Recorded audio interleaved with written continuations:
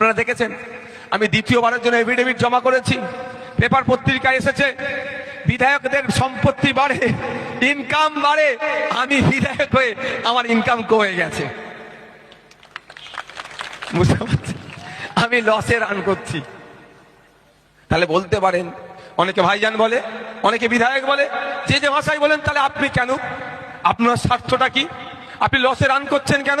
হ্যাঁ, আমার স্বার্থ ওখানেই বিনয় বাদল দীনেশ, আমার স্বার্থ আশফাকুল্লাহ, আমার স্বার্থ ক্ষুদিরাম, আমার স্বার্থ বিরসা মুন্ডা, আমার স্বার্থ ফুরফুরা বীর আবু বকর, আমার স্বার্থ নেতাজি, আমার স্বার্থ গান্ধীজি, আমার স্বার্থ সেই স্বাধীনতা সংগ্রামীরা। তারা নিজের স্বার্থের কথা ভাবেনি, তারা মানুষের জন্য ভেবেছিল। ব্রিটিশ মুক্ত করতে চেয়েছিল, প্রায় 200 বছর ধরে লড়াই করে দেশের জন্য অনেকে জীবন উৎসর্গ করে দেশকে স্বাধীন করেছিল। তারা একবারের জন্য ভাবেনি আমি যদি শহীদ হই তাহলে স্বাধীনতার স্বাদ আমি পাবো না।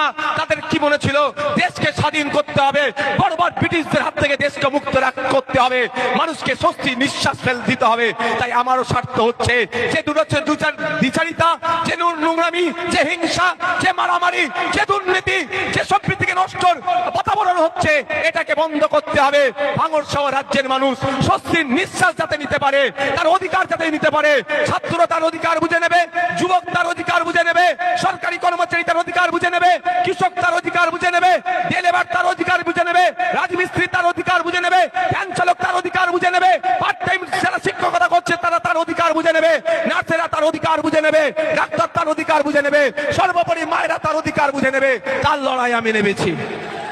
আমার স্বার্থ আছে, আমি ভাই বিনা স্বার্থে আসিনি, আমি বিনা স্বার্থে আসিনি। আমার স্বার্থ হচ্ছে কি, আমাদের পূর্বপুরুষ ফুরফুরার বীর আবু বকর সিদ্দিক রহমাতুল্লাহ আলাইহি, আমাদেরই পূর্বপুরুষ গান্ধীজি, নেতাজি, আমাদেরই পূর্বপুরুষ আশফাকুল্লাহ 25 থেকে 28 বছর বয়সে জীবন উৎসর্গ করেছে। আমাদেরই পূর্বপুরুষ প্রীতিলতা ওয়াদ্দেদার 23 বছর বয়সে জীবন উৎসর্গ করেছে। আমাদেরই পূর্বপুরুষ বিরসা মুন্ডা 25 বছর বয়সে জীবন উৎসর্গ করেছে। আমাদেরই পূর্বপুরুষ ক্ষুদিরাম বসু 20 কোটা পার হয়নি। আর আমি যে জেলার মানুষ, হুগলি জেলার শ্রীরামপুরে আমাদেরই পূর্বপুরুষ শহীদ গোপীনাথ সাহা 19 বছর বয়সে দেশের জন্য জীবন উৎসর্গ করেছে। তারা কিন্তু স্বার্থ তাদের কি দেখেছিল, তাদের স্বার্থ কি ছিল, তাদেরও স্বার্থ ছিল দেশকে স্বাধীন করতে হবে, ব্রিটিশ মুক্ত করতে হবে। আর আজকে আমাদের সবার স্বার্থ হচ্ছে এটাই, নোংরা লোকের হাত থেকে সমাজকে মুক্ত করতে হবে, সমাজ পরিচালিত হবে সংবিধানের দ্বারা, দেশ পরিচালিত হবে সংবিধানের দ্বারা।